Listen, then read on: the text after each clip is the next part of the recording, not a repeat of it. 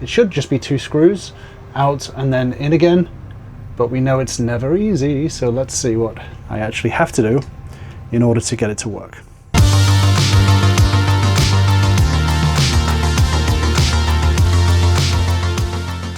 I'm back at it. I'm wearing yesterday's clothes because it's first thing in the morning and I'm going to get filthy. My plan for today is to add the last piece of underlayment on my floor at the back. I'd held off because that's where all the dirty crap was going, sawdust and stuff like that. I can't put it off any longer. I've got to put it on because I've got to put on my wall piece here. Once I put on the wall piece, then I can attach my header unit to my AC.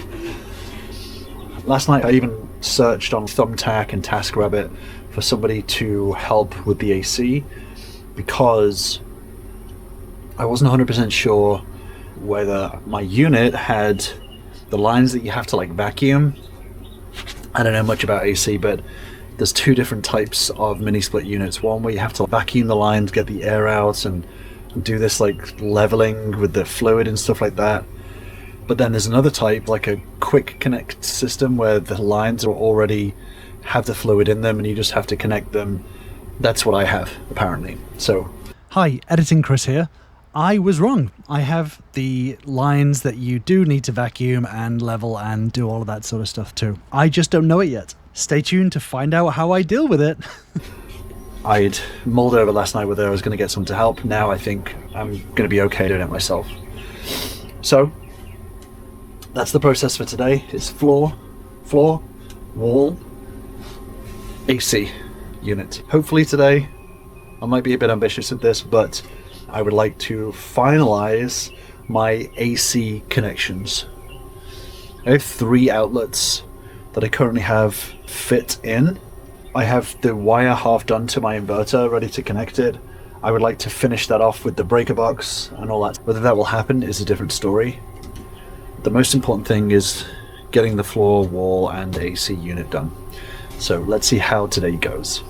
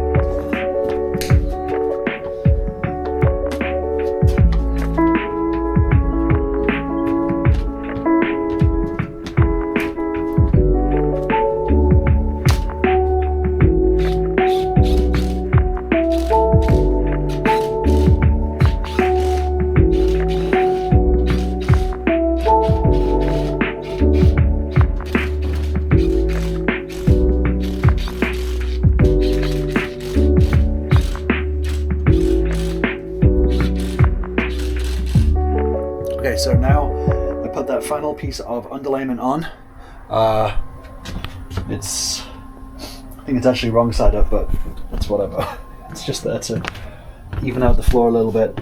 Cut that round, and this bit here, unfortunately, is not quite aligned on the other side. So I'm gonna trim this a little bit and then put in a new screw just to pin that down a bit more so it's a bit more even.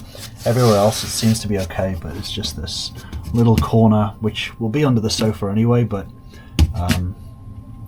may as well do it while I can. And then what I'm gonna do is I need to measure how much I need to cut out of this piece of board, which is going to go up against that wall, and also cut a hole for the electronics, which are going to go through here as well. It's just going to be a USB charger here. I already have an AC adapter next to it, so I don't need to have much else in this corner.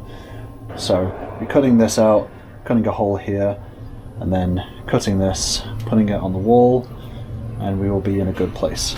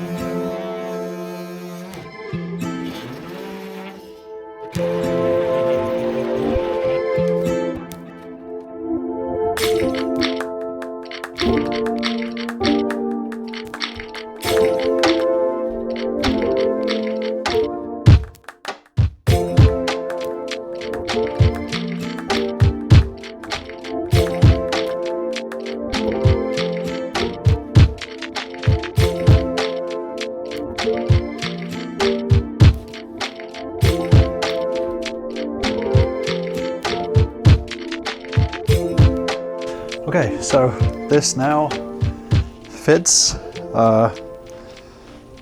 It seemed a bit too easy, to be honest with you. What I'm going to do is I'm going to screw it to the framing, and that's it. I don't know what more else to say. Obviously I need to put more on the left hand side here to fill in that gap. But yeah, I decided that I want all my walls to be this plywood rather than the 1/4 inch that I have. They're just a lot more solid. They're actually walls rather than finishing board or whatever you want to call it. So yeah, this feels good. No complaints, no stress, and I don't have anything to say really. So let's get it screwed in.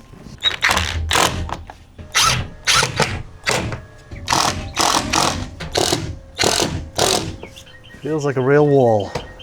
There you go. It's secured in. That is a solid wall compared to the thing next to it, which, as you can see,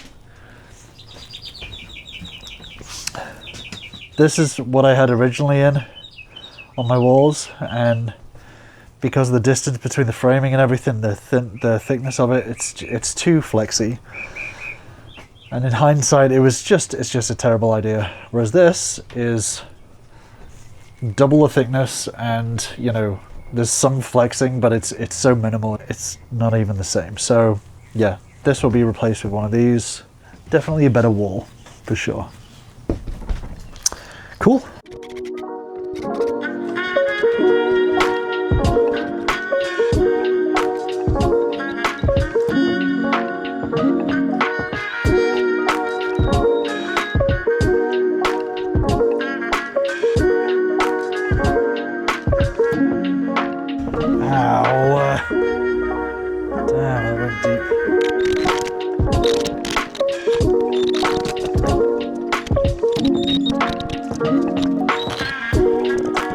Okay, so now I have a wall-ish. Ignore the quite obvious seams here, but I have a wall, and I need to double check the hardware that came with the actual bracket for the head unit. I'm going to look at the diagrams and figure out how best to attach this, what hardware I have, and get the head unit attached. So that's my plan. So time to get some lunch and get my head in the books and take a look. Time to work.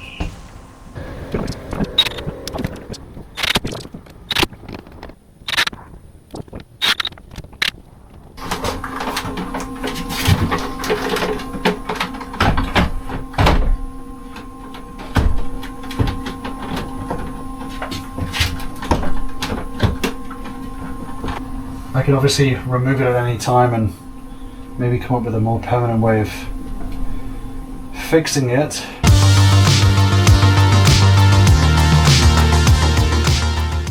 So right now I've got a small fix that I need to do.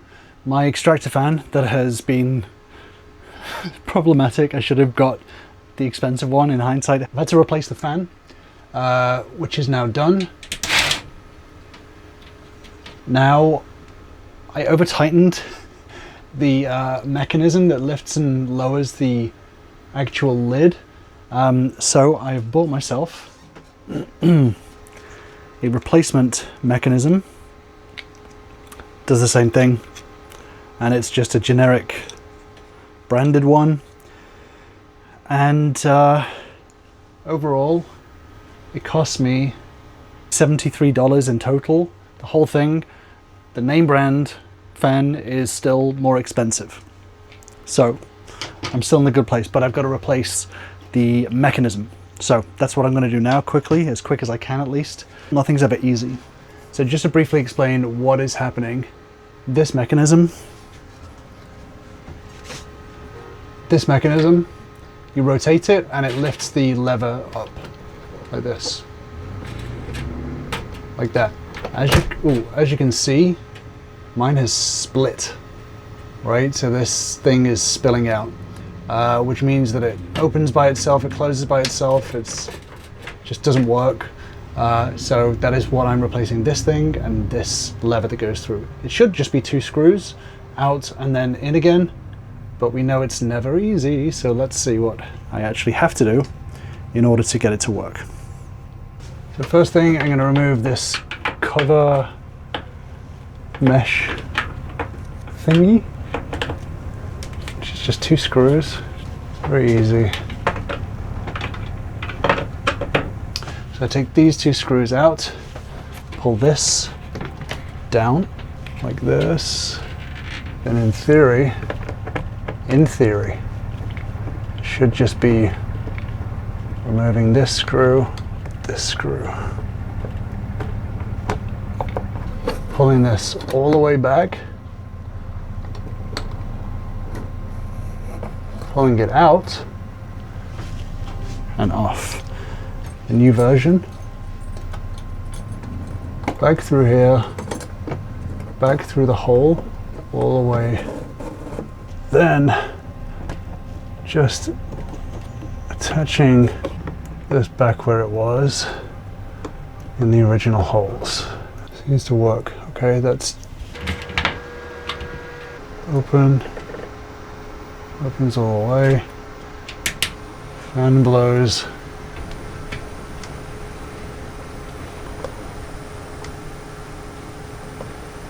Okay, well, it works. So this is the broken unit. Whether you can see basically all these rivets that held it together just popped out. So the new one is in. It's become a little bit like, you ever heard of the ship of Theseus? Where they posit that if you take a ship and you replace every single plank with a completely different plank, so every single part of it is completely different, is it still the same ship? That's kind of what it's like with this fan, where I'm swapping out the motor, the blade, the mechanism. At some point I'm probably going to change out this insect filter because it keeps on bending up and getting caught on the fan. At some point it's going to be a completely different fan. So yeah, that is how you replace the mechanism on an RV vent fan. It is very easy. I have no experience doing it whatsoever with any of this stuff. If I can figure it out, you can figure it out. Cool. On to the next job. If you've been following me for a while, you will have seen how stressful and non-linear this whole journey has been. And there's been a lot of stress and figuring it out along the way. I have had no experience with this.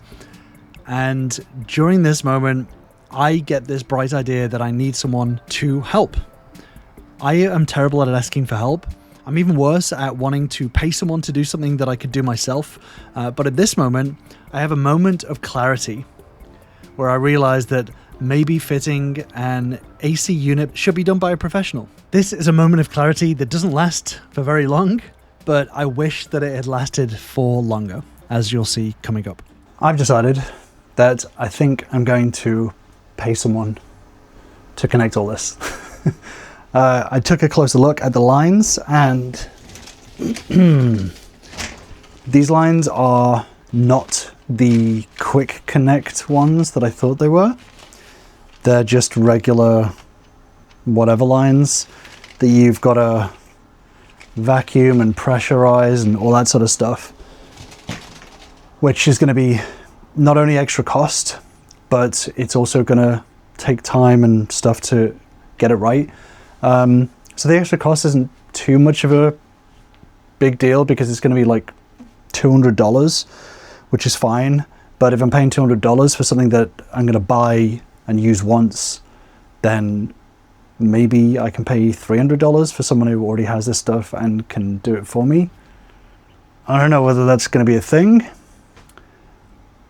but we're going to find out. So I just called a few people. 2 of them said no. The third one is going to give me a quote.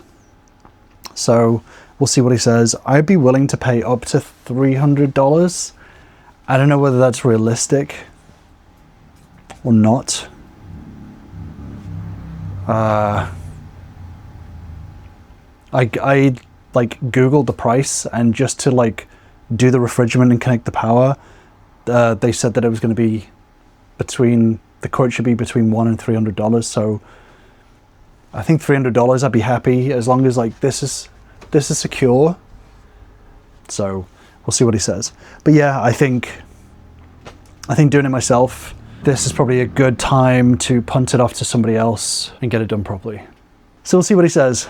I may be making a video in 15 minutes time saying, I'm going to do it myself. I'm going to figure out how to do it. We'll see what he says. After talking with the AC guy, the first quote was for $950. And I replied back and was like, look, I've looked around. I believe that it should be like between $100 and $300 just to fit and vacuum the lines. The equipment to do it myself would cost less than $200. Can we maybe figure something out? I want to pay you for your time, of course, but is there a way of getting this cheaper? And he was like, okay, let me go back, let me take a look and see if I can reduce it. And I was like, thank you so much. He came back with a quote of $850, which I appreciate it being lower, but there's just no way that I'm going to pay $1,000 to have someone do something that I could do. I'm just not wanting to do. So can't see eye to eye on that. So this weekend will be finally fitting my AC. In the meantime, what I'm going to do is my desk and the kitchen have 1/4 inch finishing board as the wall, which I've now realized is too thin. There's a lot of flex for my desk. I was looking at getting a monitor mount. I can't fit a monitor mount onto 1/4 inch plywood. So I've got 1/2 inch, which is not like miles better, but it has way less flex. It's going to be a lot sturdier.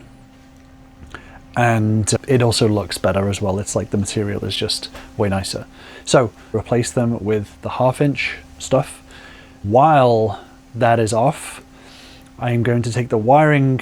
I'm going to add some extra wiring up from my electrical to my upper cabinets, which is kind of my junction for a lot of my wiring. I'm going to add some extra wiring for my AC power, my eventual projector.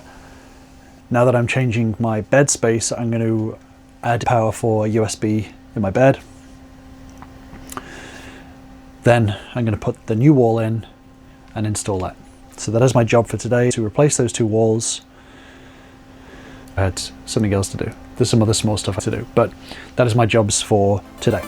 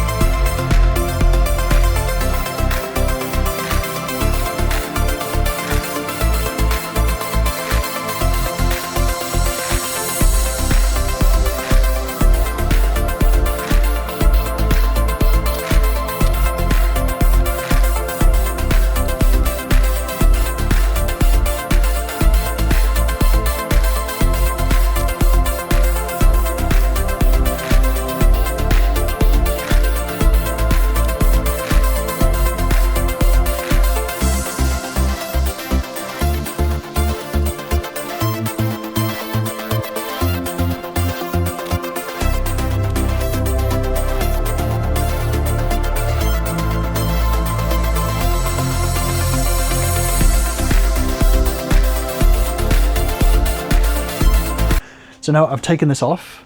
The one thing that I did is the connections for my USB outlet over here. Any first time electrical people, you may want to pay attention to this. There's many different ways of making wire connections, connecting, you know, the end of this to the end of the 12/24 volt DC power. I originally got these things, which you basically, you put it in, you push it down, and it grips onto the wire itself. And it's supposedly pretty secure. These are very cheap, and it's a very easy way of doing it. However, I'm not sure whether it's the brand. They're like, seems to be the best brand. They're so loose. Like 50% of the time, they're impossible to get out. The other 50% of the time, they just don't work at all. So I had this on my USB socket and I knew the connection was not great. Since then, I've got these things, which are called, I believe, lever clips. I'm English, so I would probably say lever, but it is just a connection point with 2 levers that you put upwards. You take the one connection, you put it in all the way to the end. Once it's at the end, it springs down, and that's it. It clamps that down. You put in the other wire on this end, you clamp that down, and it connects the 2 wires together. It's pretty simple. It has a hole on the top so you can test it with a multimeter to make sure the connection's working as well. So it's really good. The good thing about this is you can get them in different colors. You can also connect them together. So what I've been doing is putting 2 together, because you have positive and negative. Then pushing it in, putting the lever down. That's steady. And then connecting that to the power source. So these lever clips, it's like $10 for 100 of them, a million different colors. You can have your own color conventions. I do orange for hot, blue for cold. But yeah, they're really good. They're way better than the push clips in. Same price pretty much, I think, but maybe even cheaper. I am now replacing the push connector with these on my USB, and I've also done it on all my other connections. The wires you can see coming down above me as well, they all have these ones in.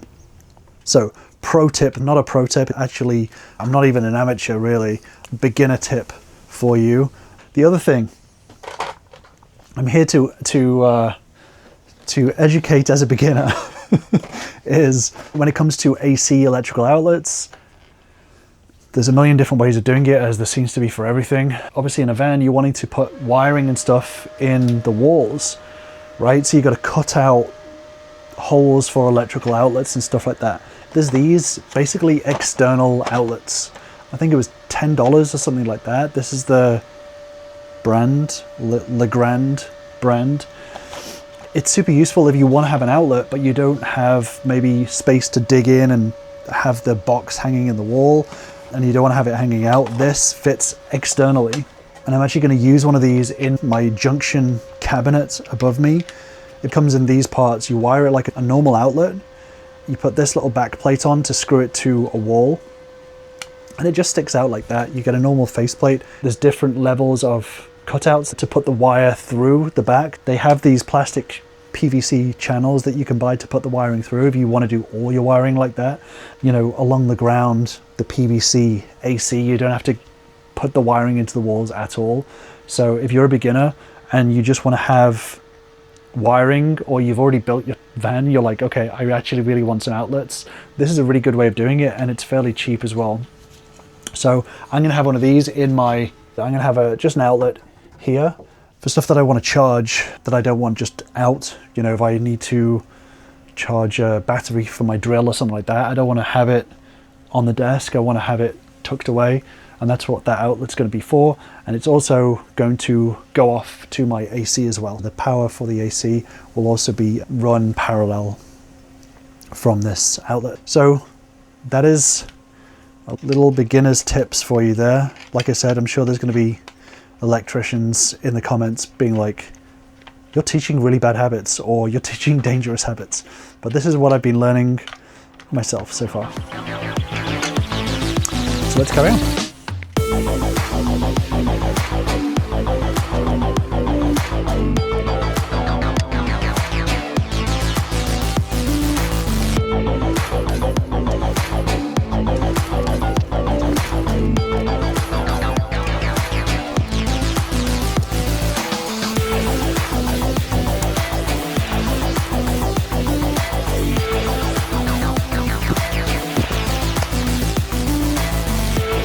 Okay, here it is.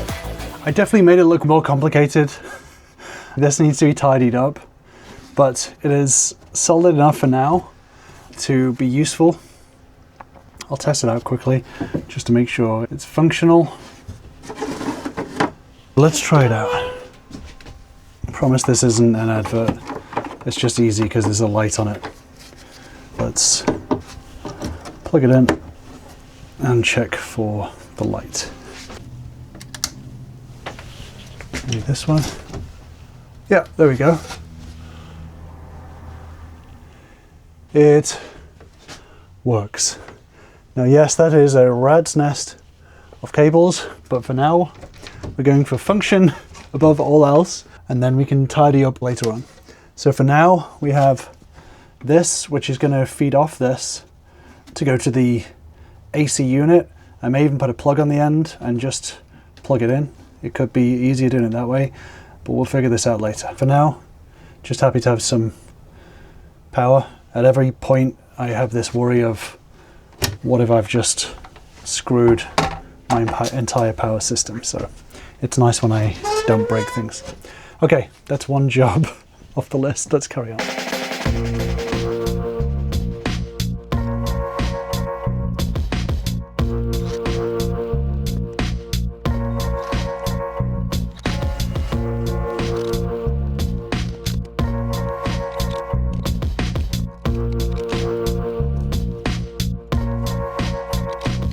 Ooh. Okay, so we now have a wall that is still has some flex to it, but way better than it was before. Also, these screws, the spec screws, are just, they grip a lot more, so it's way better. It's thicker. I could probably reinforce it a little bit more, but just 20 times nicer. 20 times nicer. And this is going to be easier to just get some trim on. And this, what I'm going to do now is finally fit the USB socket to this. And it's actually going to be secured to the wall with these as well. We'll be in a good spot. So pretty happy with that so far.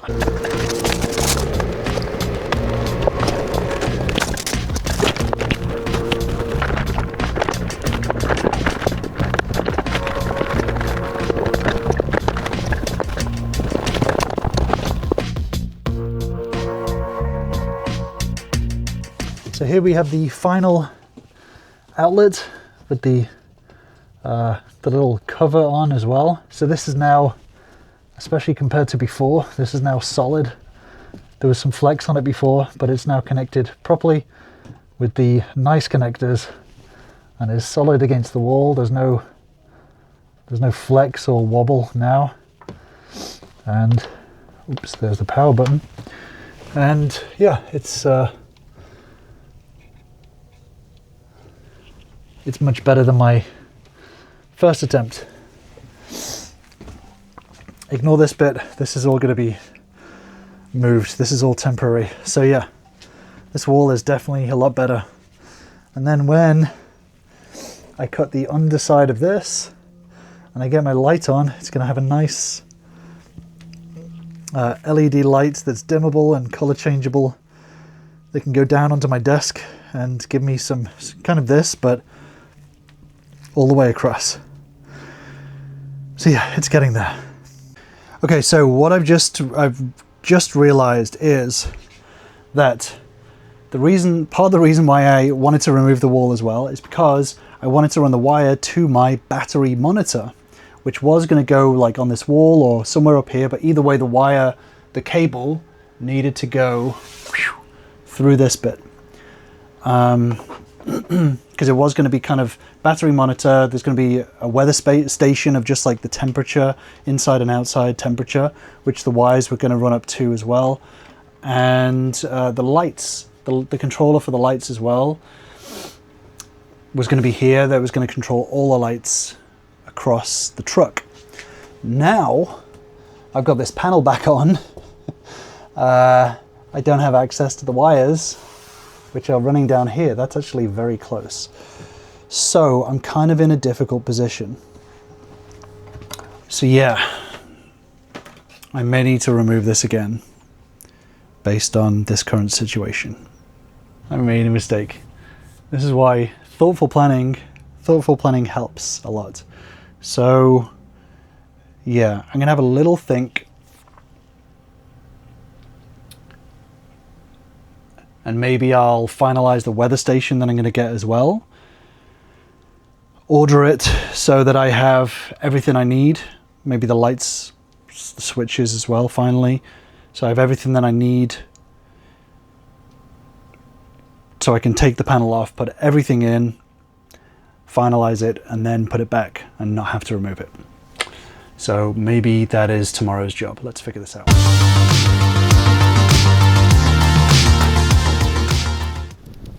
So the next day, I didn't even record an intro. I just jumped straight into work. I was very much on get shit done mode when I woke up on this morning, and I decided to start immediately working on the kitchen wall replacement. So I used the old kitchen wall, the flexible 1/4 inch stuff. I used that as a template to cut the 1/2 inch wall onto. I used that as a template to measure the 1/2 inch version of the wall onto and just cut around that. Saved me doing all the measurements and stuff like that. And it seemed to work out pretty well so far.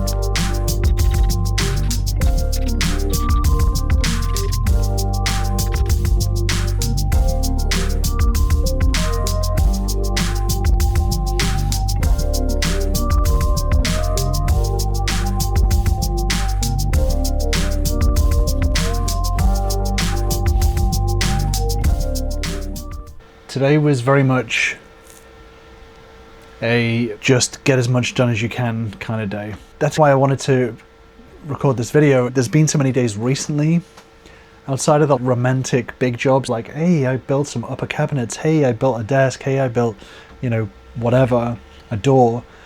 There's a lot of days where it's just kind of like, just little jobs. So like today, I put up the monitor for my battery shunt. I haven't connected my battery shunt. If you don't know what a battery shunt is, I'll explain that in another video. I'll put it all together, but I put up my battery monitor. It just basically tells me how much battery I've got left. But like I said, it's not connected. So it's not one of those romantic jobs of like, here's this big thing that happened. It's like, here's part of a big thing that happened. And because I was doing that, I also was like, okay, while I've got the wall open, what else am I going to do? I put in another USB outlet. So I've got one back here, one on the left hand side. It's a little bit wonky, so I need to adjust it, but I did that. But it's a little job, and it's, you know, I'm not going to make a whole video on. I installed the USB outlet. But while I was doing that, I had some more of this 1/2 inch plywood, and I was like, well, I'm doing a bunch of other stuff as well. Let's cut that up and fill in the spaces that I need to fill in and replace the kitchen wall. So I replaced the kitchen wall with the 1/2 inch plywood. The wall where the sofa is going to be, I'd put in 2 pieces of plywood that I had spare randomly. It wasn't secure. There was a gap. So I pulled it down and replaced it with 1 solid piece of wood rather than the 2 that I had. I took some of the 1/4 inch panel that was here, I sliced it up and I put it underneath this cabinet. So now this cabinet has some finishing board on it. The last thing I wanted to do, but I didn't get around to, was putting finishing board on the other side as well.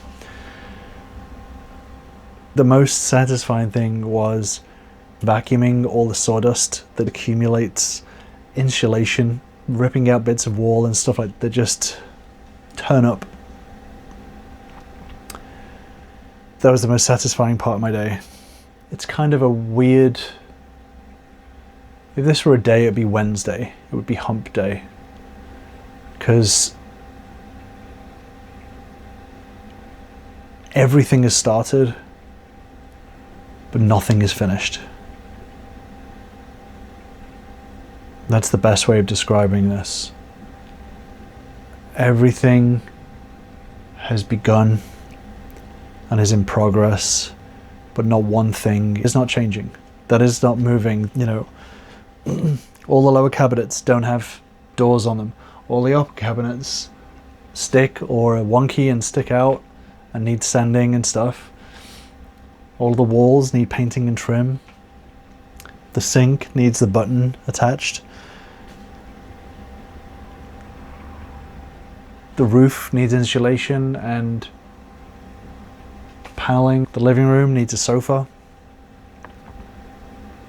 My bedroom needs a bed. I need to install lights. Right now, I would class this as livable. Where it's like, okay, you've got everything you need. It's not necessarily comfortable, but you've got everything you need. But it's definitely not finished. This is definitely not the fun part. It's not the fun part of the genesis of a project, and it's not the fun part of the finishing and refining and painting detail part of the project. It's the middle bit of like, oh yeah, there's a bunch I need to do. So that is where I'm at. It is definitely hump day. Not that that's a bad thing, just the reality of it. With that being said, I feel comfortable working at my desk. I feel comfortable cooking in my kitchen now. I'll have a whole video on that. But yeah, kind of wanted to do a sit down video as to give you a bit of an insight as to the lulls as well as the exciting parts. This is the other side of things.